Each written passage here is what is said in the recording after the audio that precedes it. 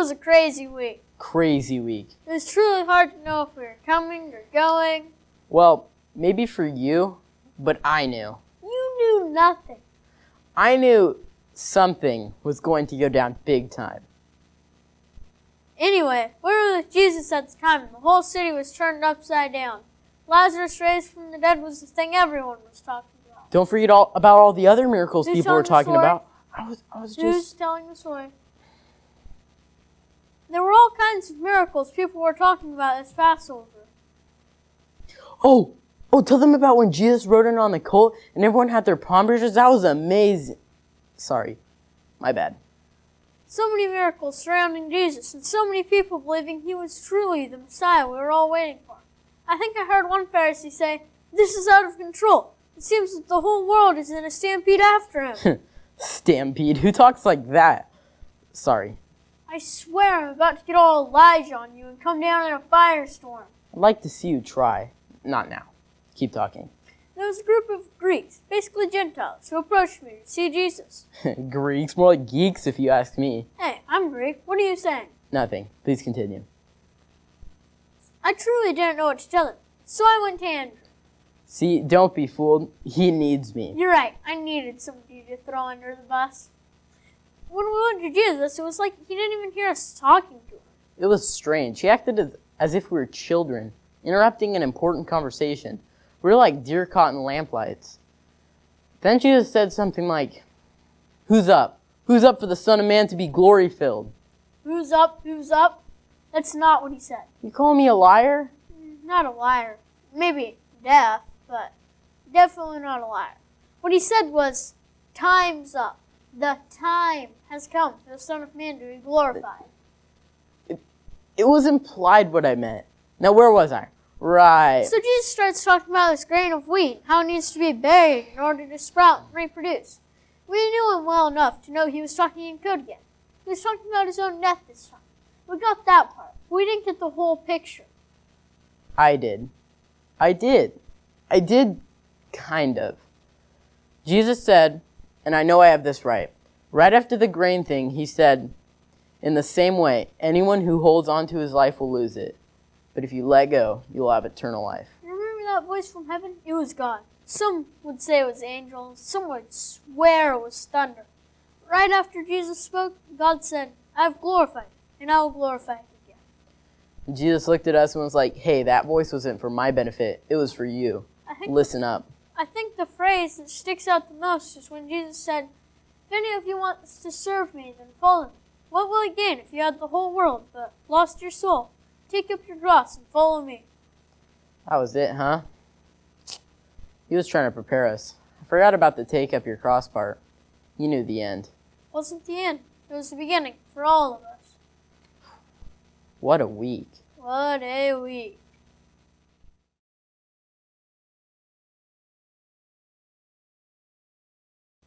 My sister asked me, "Mary, now what exactly was the point of that little scene you caused right there in the middle of dinner?" All I could say was, it's just something I could do. Maybe I'm getting ahead of myself. Let me start over. Meeting Jesus? I guess I just never thought he might be so personable. One who would come into our home, have dinner with our family, laugh at our jokes, and tell a few himself. Sitting with him made everything else seem so much less important. So that night, right before Passover, we decided to have Jesus over for a dinner to honor him. Looking back, realizing how much the world was against him, it would have been better to just let him know that we were all united and on his side. I really missed an opportunity there.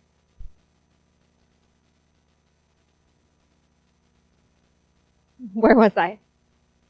Ah, yes. We decided to have a dinner to honor Jesus. How exactly do you thank someone for bringing your brother back to life? Martha had prepared one of her perfect meals. And me? What could I do? I decided to give up something that was most precious to me. The precious things given to Jesus are never wasted. I knew. The moment I did it, it was obvious. Some people weren't pleased with my choice. It wasn't planned. It was spur of the moment. I let my hair down in public, which you just don't do. And I wiped his feet with it. I poured out an expensive perfumed oil. And that smell, it just filled the whole house. That night, if I would have stayed paralyzed in fear of what my sister thought, the anger of onlookers, or even what a disciple could say, I'd have never worshipped him the way I did. And that fragrance, it stayed there for days and days. It's funny because at his feet, none of their opinions mattered. And Jesus came to my defense. So why did I do it? It was all I had to give. Just days after, Jesus would be pouring out all that he had for us, for me.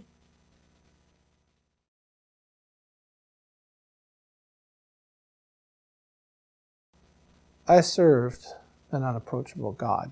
Well, I served the high priest who served an unapproachable God. At least, he would go behind the veil once a year to offer sacrifices and talk to God.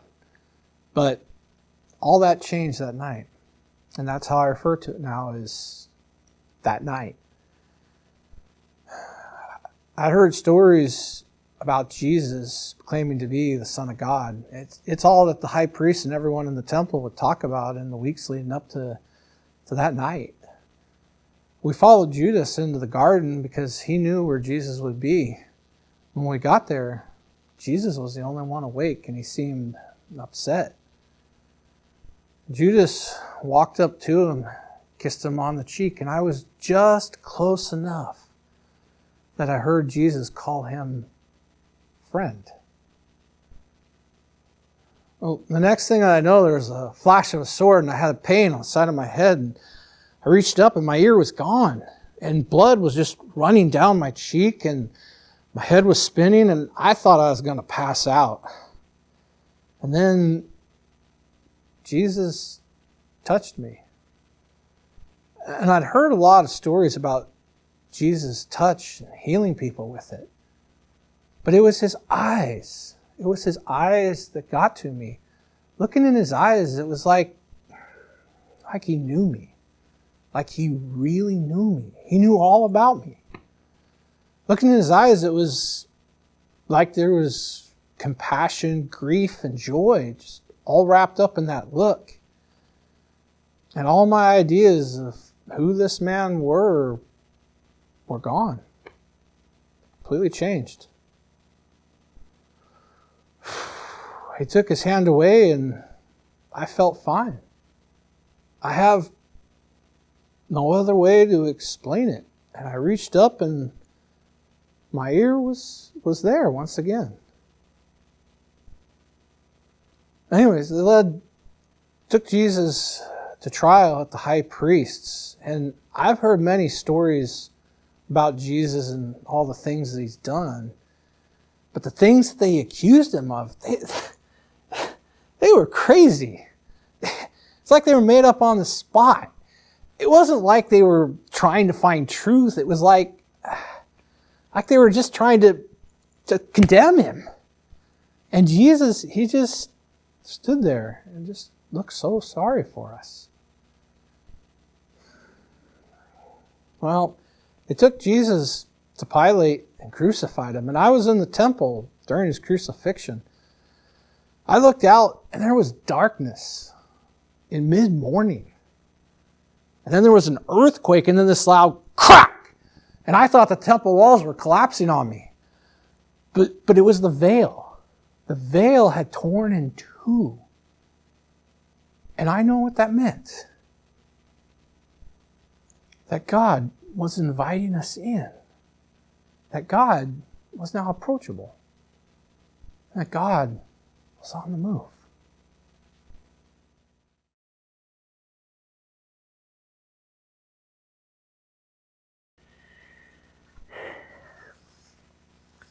I was headed into the city to celebrate Passover while he was being led out of the city to become the Passover lamb, and we didn't even know. I was determined to celebrate Passover in Jerusalem. I had traveled 1,500 miles, and when I got there, the city, it was an incredible sight, a sight that I wasn't expecting.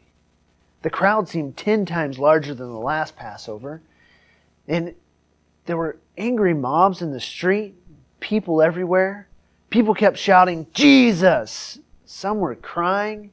Roman guards were pushing people back as this man with a beam across his back, bloody beyond all recognition, was making his way down the street. The guards were taking him to the place of the skull, Golgotha. As I was trying to make sense of it all, the anger, the shouting, the weeping, so much weeping, a Roman guard grabbed me, literally pulled me from the crowd, and ordered me to carry this man's cross. I had traveled such a long way. If I carried his cross, his blood would stain me and prevent me from celebrating the Passover. But the guards do have authority over us to order us to carry for at least a mile, maybe more. I froze. I didn't know what to do. And then I saw him. Him. I saw what the fuss was all about. I saw the Son of God, the man who claimed to be the Son of God. And I could not pull myself away from him. Or what was left of him. His body was mutilated to where one could hardly see a man behind the blood. It was like all pounds of beaten flesh standing upright.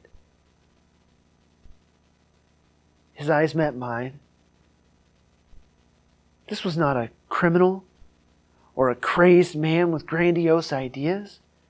This was an encounter with the Messiah, the one who was sent. I told myself, don't cause trouble with the Romans. Just pick up his cross. Take up his cross, Simon. Just do it. But as I put my arm around him and we began to walk, I could feel the weight of the cross on my shoulder and on my back. I was trying to help Jesus, whose knees kept buckling under a weight of what seemed to be much more than the wooden cross. He was carrying the weight of the entire world on his shoulders. But we kept walking together. I was carrying what I could, but he was carrying so much more. I heard the insults to him and now to me. And I felt the spit and his blood on my skin. I could see the wounds and scars all over his body. They had mashed a crown of thorns on his head and blood ran into his eyes. People were yelling, "Where's your heavenly Father now, Jesus? Prophesy, you liar!" The laughing, the mocking. They took him to Calvary, put him on a Roman cross, nailed his hands and his feet, and stood him upright. And I watched him. For 6 hours, he strained to stretch as far as he could to get air into his lungs.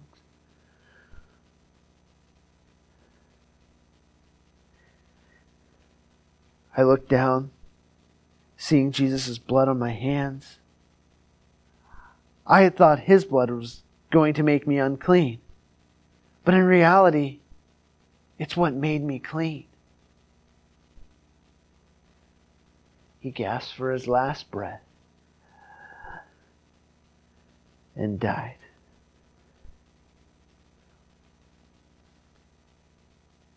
That day, I helped Jesus carry my cross. I took up my cross. Jesus hung and died on my cross.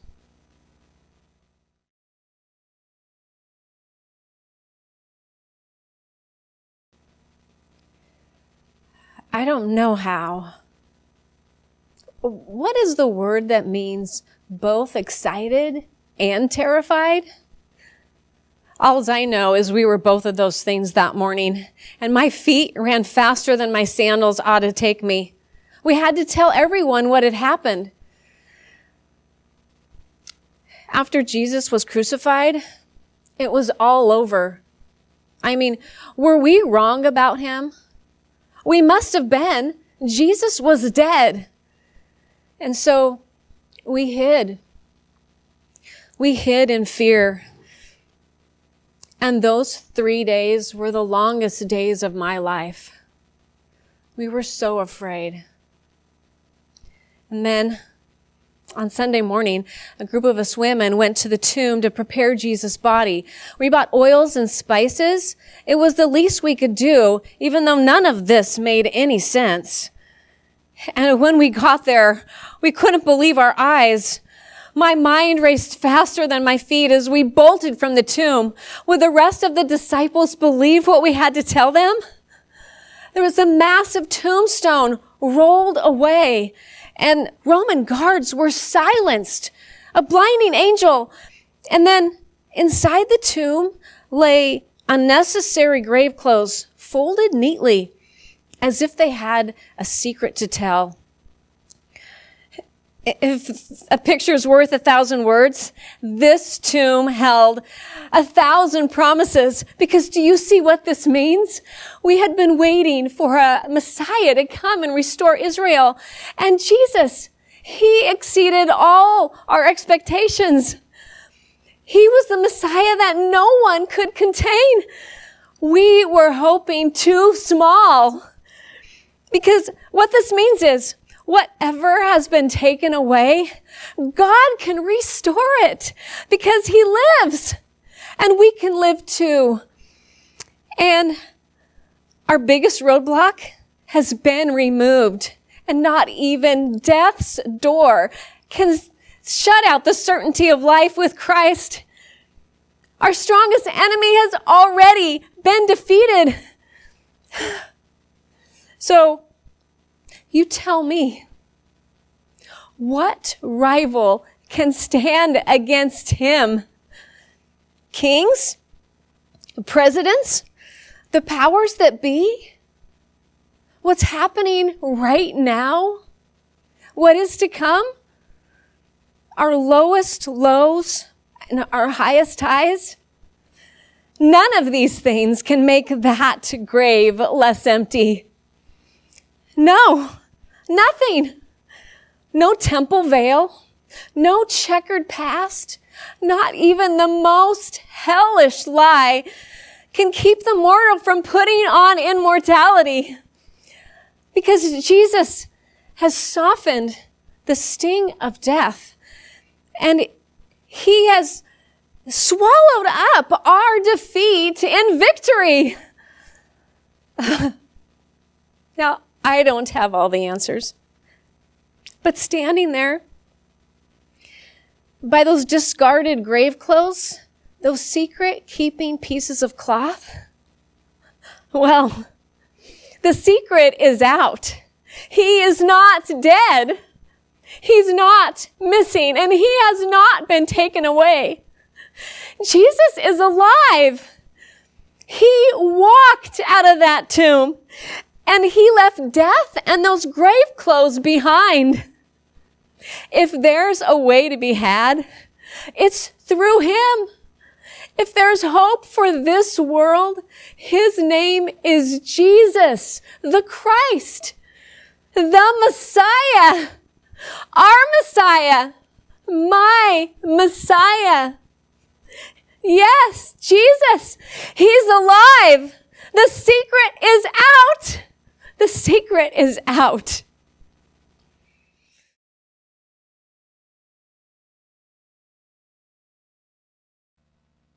Gates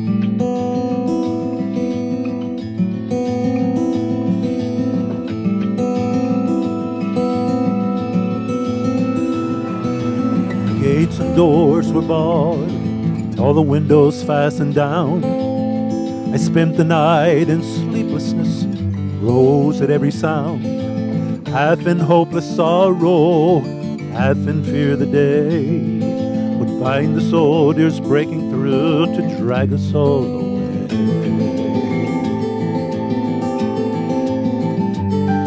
Just before the sunrise, I heard something at the wall. A gate began to rattle, and a voice began to call. I hurried to the window and looked down into the street, expecting swords and torches, the sound of soldiers' feet.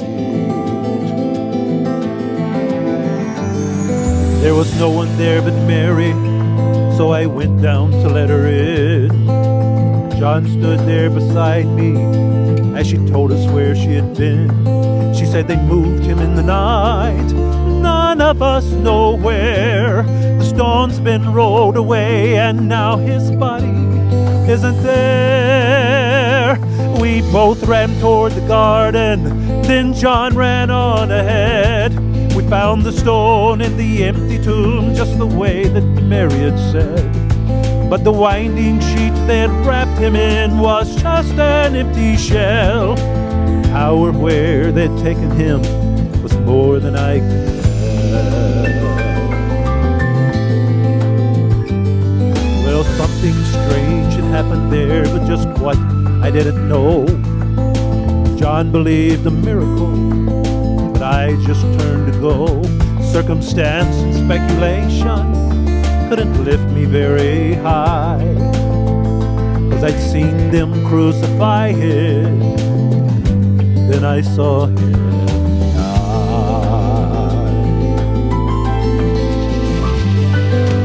Back inside the house again, the guilt and anguish came. Everything I'd promised him just added to my shame. When at last it came to choices, I denied I knew his name. And even if he was alive, it wouldn't be the same. Suddenly, the air was filled with a strange and sweet perfume. Light that came from everywhere drove shadows from the room. Jesus stood before me with his arms held open wide, and I fell down on my knees, clung to him and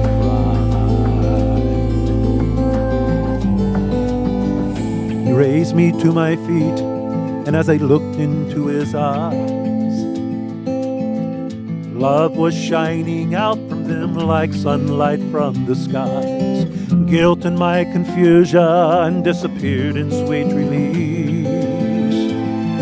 And every fear I'd ever had just melted into peace.